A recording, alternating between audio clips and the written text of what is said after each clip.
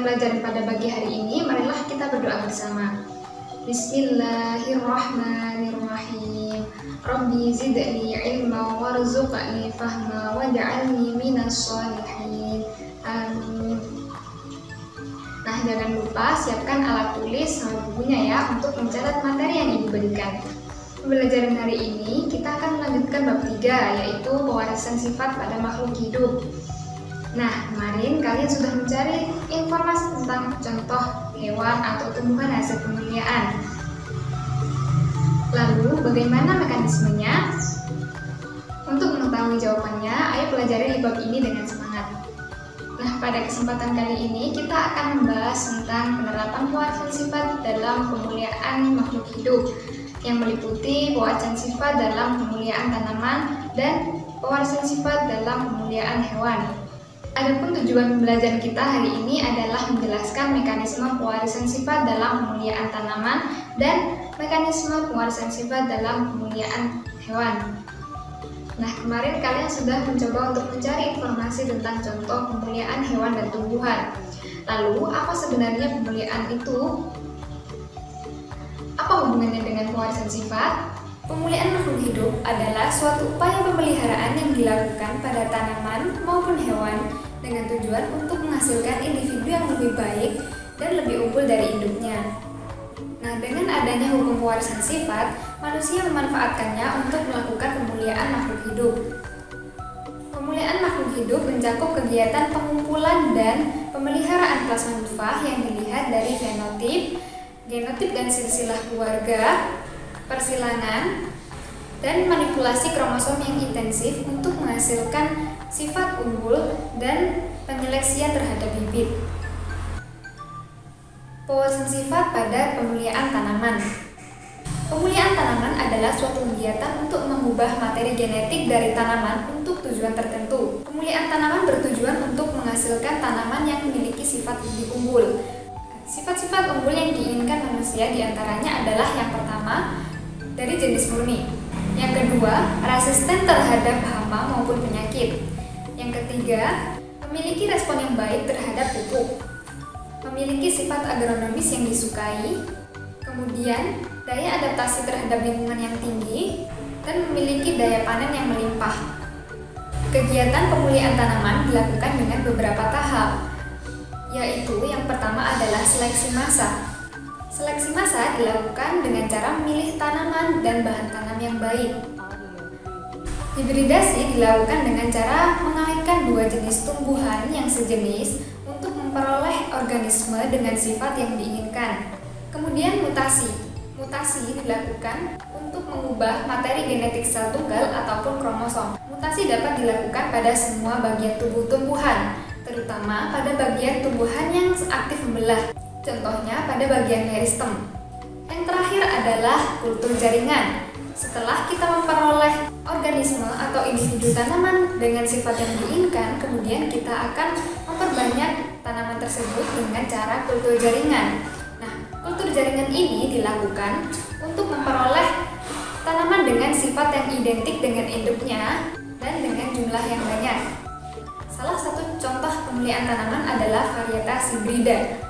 Apa itu varietas hibrida? Varietas hibrida adalah suatu jenis tanaman yang merupakan hasil dari persilangan antara dua atau lebih jenis tanaman yang memiliki karakteristik genetik yang berbeda. Varietas hibrida dibuat dengan tujuan untuk memanfaatkan setiap sifat yang dimiliki oleh suatu tumbuhan. Contoh tumbuhan dengan varietas hibrida adalah padi dan jagung. Padi hibrida dapat menghasilkan beras 30% lebih banyak daripada beras biasa. Keunggulan lain dari padi hibrida adalah wangi, cepat panen, lebih tahan kering, dan pulen. Contoh padi hibrida adalah varietas IPB 4S.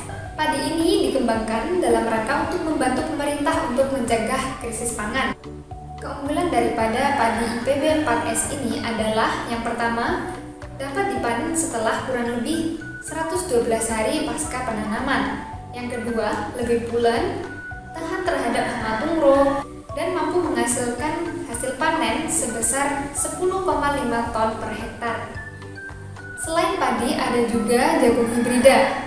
Contohnya adalah jagung varietas Bima Batara 14. Jagung varietas Bima Batara 14 ini merupakan jagung hibrida yang unggul yang dikembangkan oleh Balai Penelitian Tanaman Serealia melalui hasil persilangan.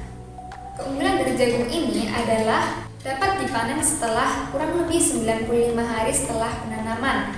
Yang kedua, memiliki tinggi kurang lebih 199 cm dan memiliki sistem perakaran yang kuat sehingga tidak mudah roboh. Penampilan jagung ini seragam dan kokoh. Kobe jagung menutup rapat sehingga tahan terhadap penyakit gulai, karat, dan penyakit bercak daun. Jagung ini memiliki biji yang berbentuk seperti mutiara dan berwarna kuning. Jagung varietas Bima Batara 14 mampu menghasilkan hasil panen kurang lebih 12,9 ton per hektar. Selain itu, tanaman jagung tidak mudah busuk sehingga dapat digunakan sebagai pakan ternak seperti domba dan sapi. Selanjutnya adalah pewarisan sifat dalam pemulihan hewan. Pemulihan hewan dilakukan untuk kebanyakan hewan ternak yang kemudian dimanfaatkan untuk meningkatkan kualitas genetika. Tujuan dari pemulihan hewan adalah untuk memperbaiki kualitas populasi hewan ternak, baik dari sisi sifat produksi maupun reproduksi ternak. Pemulihan hewan biasanya dilakukan untuk perbanyakkan hewan seperti ayam, sapi, dan kambing. Teknik pemulihan hewan sedikit berbeda dengan teknik yang digunakan untuk pemulihan tanaman. Contoh dari teknik pemulihan hewan adalah breeding stock. Breeding stock adalah sekelompok hewan yang digunakan untuk pemulihan secara terencana untuk menghasilkan ras baru, baik menggunakan ras murni maupun bukan ras murni. Contoh teknik yang dapat digunakan untuk pemulihan hewan selanjutnya adalah inseminasi buatan. Inseminasi buatan atau kawin suntik merupakan suatu cara pemulihan hewan yang dilakukan dengan cara memasukkan spermatozoa dari ternak jantan yang diproses terlebih dahulu, kemudian dimasukkan ke dalam saluran alat kelamin betina menggunakan metode dan alat yang disebut dengan insemination gun. Tujuan dari inseminasi buatan atau kawin suntik diantaranya adalah yang pertama untuk memperbaiki kualitas genetika, yang kedua tidak mengharuskan pejantan unggul untuk dibawa ke tempat sehingga menghemat biaya untuk melakukan perbanyakan hewan ternak. Yang ketiga, mengoptimalkan bibit pejantan unggul dalam skala yang luas dan dalam jangka waktu yang lebih lama. Yang keempat, meningkatkan angka kelahiran dengan cepat dan teratur. Yang kelima, mencegah penularan penyakit kelamin. Salah satu contoh pemulihan hewan adalah ayam broiler yang biasanya kamu makan. Jadi, ayam broiler merupakan salah satu contoh hewan pemulihan yang dihasilkan dari persilangan beberapa jenis ayam. Ayam broiler memiliki banyak jenis tergantung dari daerah asal dari ayam tersebut. Keunggulan dari ayam broiler diantaranya adalah menghasilkan daging yang banyak, menghasilkan telur yang banyak, dan dapat tumbuh dengan cepat. Kegiatan pemulihan tanaman dan hewan tentunya memiliki dampak positif dan negatif. Dampak positif dari kegiatan pemulihan tanaman maupun hewan adalah yang pertama, meningkatkan hasil kualitas panen dan anakan. Yang kedua, meningkatkan ukuran biji dan bunga. Yang ketiga adalah munculnya hewan maupun tumbuhan yang memiliki bentuk fisik yang lebih menarik. Dampak negatif yang ditimbulkan adalah yang pertama, munculnya fenotip baru yang merugikan bagi individu. Yang kedua, terancamnya keberadaan plasmodium. Yang ketiga, berkurangnya keanekaragaman genetik. Nah, sekarang coba perhatikan contoh teknik persilangan cabai untuk pemuliaan.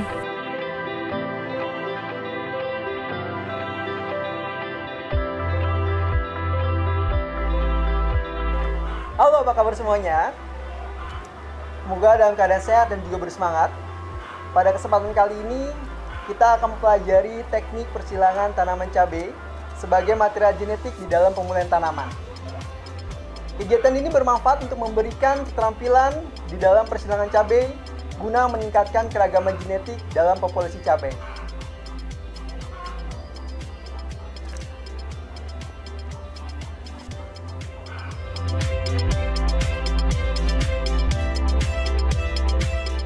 Sebelum kita memulai persilangan, perlu diketahui karakteristik tetua persilangan yang digunakan. Tetua betina dan jantan yang digunakan dipilih berdasarkan perbedaan karakteristik baik dalam hal karakter agronomis, produktivitas, dan ketahanan terhadap hama dan penyakit.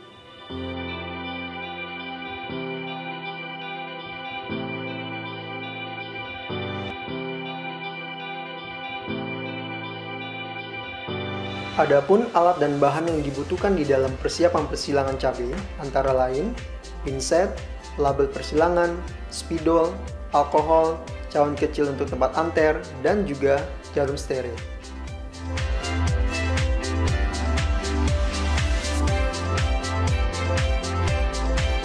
Bunga cabai di tetua betina yang siap digunakan untuk persilangan adalah yang berbentuk balon, di mana anter belum pecah atau mengeluarkan polen.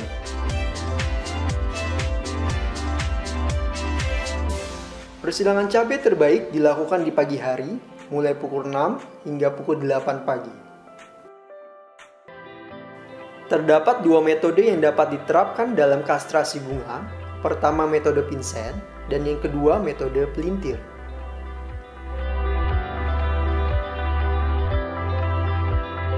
Metode pertama adalah metode pinset. Proses pertama yang dilakukan pada metode ini adalah proses kastrasi, yaitu membuang bagian bunga selain alat kelamin berupa anter yang dirasa mengganggu di dalam persilangan dengan menggunakan pinset. Kita dapat membuang sebagian atau beberapa helai dari mahkota bunga cabai. Proses berikutnya adalah emaskulasi, yaitu membuang anter sebagai alat kelamin jantan pada tetua betina sebelum bunga mekar atau sebelum terjadinya penyerbukan sendiri. Pada metode yang kedua, bunga betina yang siap disilangkan diberi sedikit tekanan pada bagian antara mahkota dan kelopak bunga. Lalu, dilakukan pembelintiran searah jarum jam, hingga mahkota dan anter bunga terlepas, dan bunga hanya menyisakan putik yang siap diserbuki. Polen diambil dari bunga tetua jantan. Bunga yang siap digunakan sebagai sumber polen adalah bunga yang sudah membuka, dan atau beberapa kotak anter mulai pecah mengeluarkan polen. Polen dapat dikumpulkan terlebih dahulu, terutama untuk persilangan massal. Penyerbukan adalah meletakkan polen di atas kepala putik. Polen diambil menggunakan pinset atau jarum steril, lalu polen ditempelkan di putik bunga tetua betina yang telah disiapkan sebelumnya. Proses terakhir adalah memberikan label persilangan. Label persilangan berisikan: pertama, informasi kode persilangan; kedua, tanggal persilangan; dan yang ketiga, inisial pemulia tanaman.